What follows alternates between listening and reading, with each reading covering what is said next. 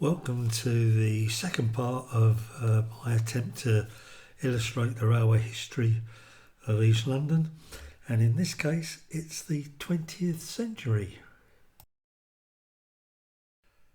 As before, the key to the illustrations is anything in yellow is something's happened, anything in white nothing's changed, and anything in this reddy pinky colour means something's closed. And don't forget, you can always turn off my dulcet tones and just look at the illustrations. So this was the state of the railways at the beginning of the 19th century in East London, and as you can see it's a pretty comprehensive coverage, and not to be a spoiler, there's not really going to be any more lines built by any of the major railway companies. So in 1902 the Metropolitan and District Railway extended what we now know as the District Line from Whitechapel through to Campbell Road Junction on the Fenchurch Street to Barking line. There were stations at Stepney Green, Mile End and Bow Road, and the line was in tunnel until just after Bow Road Station. Meanwhile, back on the main line, a new station was opened at West Ham. Because of the heavy traffic on this stretch of line, in 1905 it was quadrupled between Campbell Road Junction and East Ham. And to accommodate the extra lines, the stations at Bromley, West Ham, Plaistow, Upton Park and East Ham were heavily modified. In 1908 the quadrupling was completed between East Ham and Barking station was similarly enlarged to accommodate the increased tracks. Taking a break from railway line development, in 1923 the majority of railways in Great Britain were grouped into four separate companies: the Great Western Railway, the Southern Railway, the London and Scottish and the London and North Eastern Railway. As might be expected, most of the lines in East London became under the umbrella of the LTS&R, but there were a few exceptions.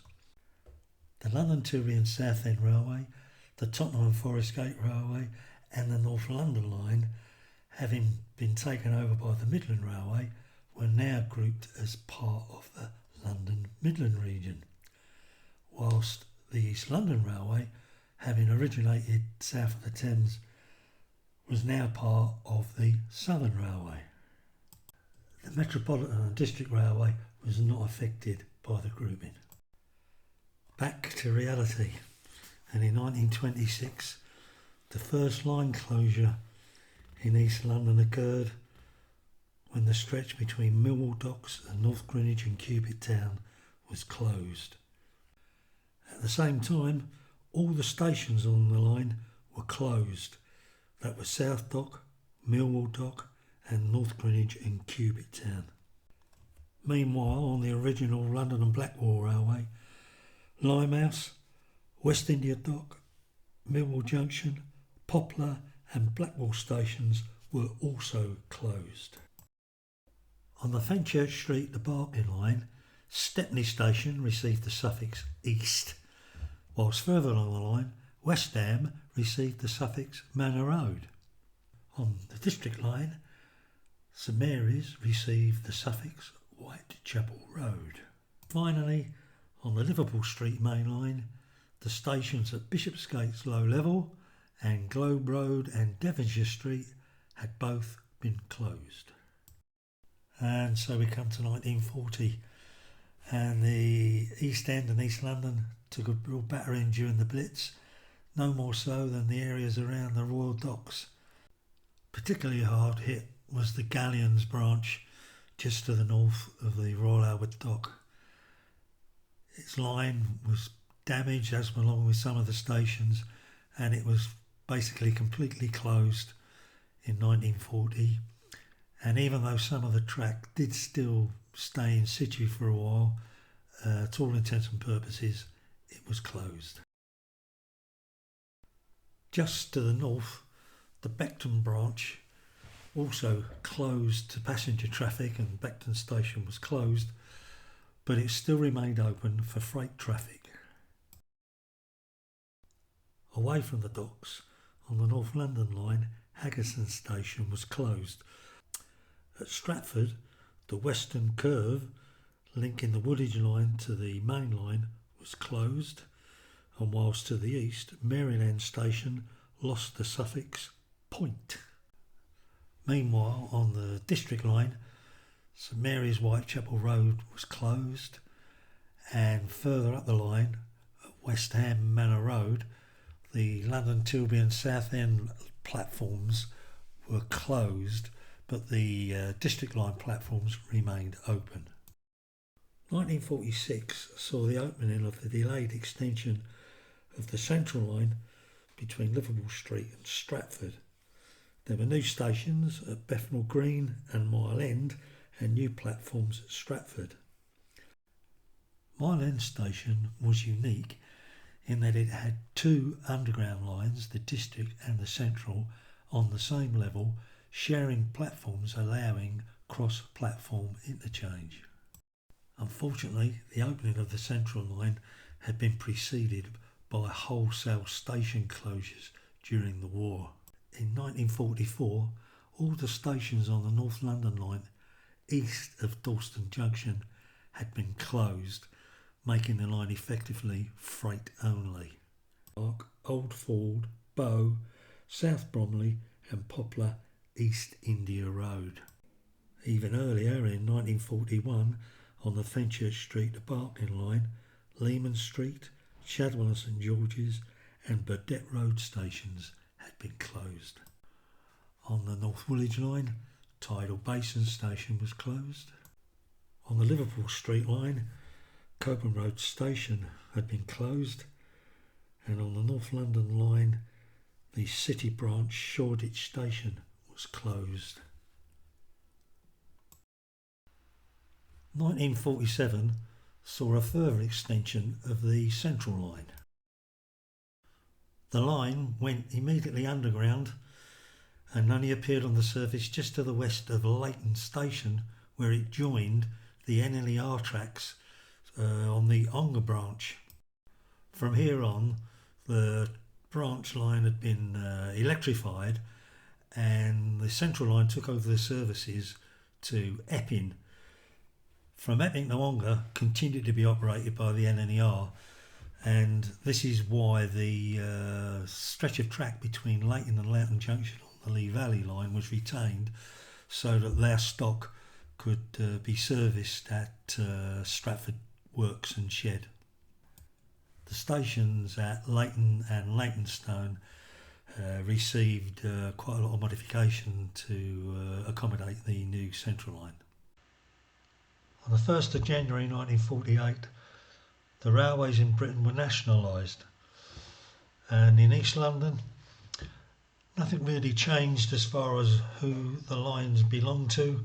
What was London Midland Railway was now the Midland region, what was LTS&R now became the Eastern region, and the only difference was that now the East London line became part of London Transport. 10 years on, and in 1958 the first line closure under nationalisation occurred when the Eastham Loop was closed. Elsewhere, Bow Road Station and Stratford Market stations had been closed, and Walthamstow Station had been renamed Walthamstow Queen's Road, Leighton Station had been renamed Leighton Midland Road, and Leytonstone had been renamed Leytonstone High Road. 1959 saw the beginning of a series of minor line closures, starting in 1959 with Bow Curve, which linked the North London line with the Fenchurch Street to Barking line. This was followed in 1960 by the closure of Coppermill Curve, which was one of the links between the Chingford line and the Lee Valley line. And in the same year, Abbey Mills Curve was closed, which linked the London Tilbury Southend line with the North Woolwich line. Then in 1963, the Limehouse Curve was closed, which linked the Fenchurch Street Barking line to the original London and Blackwall Railway. In 1966, the short stretcher line from the East London line Shoreditch Station to the Liverpool Street line was closed. This was followed by the closure of the old London and Blackwall railway lines from Stepney East to Poplar and from Millwall Junction down to Millwall Dock. In 1967, the southern curve linking the Chingford line to the Lee Valley line was closed, and the line from Bow to Gas Factory Junction on the London Tilbury South End line was also closed. 1968 saw the opening of the first stage of the Victoria line from Highbury and Islington to Walthamstow. At the same time, this also saw Hoe Street Station changed to Walthamstow Central to match the Victoria line name. In 1971, the Beckton branch officially closed. In 1969, West Ham Station dropped the affix Manor Road, and also in 1969, the London docks had closed to commercial traffic. In 1972, the Central line had taken over the service between Epping and Ongar, and therefore the stretch of track between Loughton Junction and Leighton Station was lifted, as there was no longer any need to gain access to Stratford Works and Shed.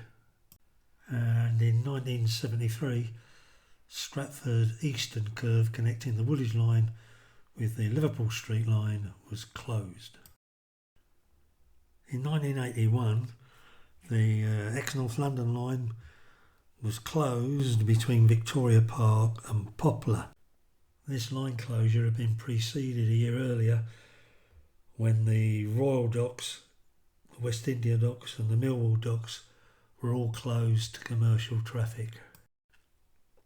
In 1979, on the Woolwich line, a new station had been opened at West Ham, whilst on the North London line, two new stations had been opened at Hackney Central and Hackney Wick. 1986 saw a radical change to the way the North London line was going to operate. The City branch down to Broad Street was closed, and access to the city was going to be achieved by opening the Graham Curve between the North London line and the line to Bethnal Green and onwards to Liverpool Street Station. In so doing, Broad Street and Dalston Junction stations were closed. However, back on the North London line itself, new stations were opened at Dalston Kingsland and Homerton. Meanwhile, out on the Lee Valley line, Lee Bridge Station had been closed. 1987 saw the opening of the first two stages of the Dockland Light Railway, which was seen as the main transport link to the Isle of Dogs and surrounding area, now under the grand title of Docklands. The system was fully automated and driverless, and as we shall see, many parts of the route utilised previously closed or abandoned railway lines.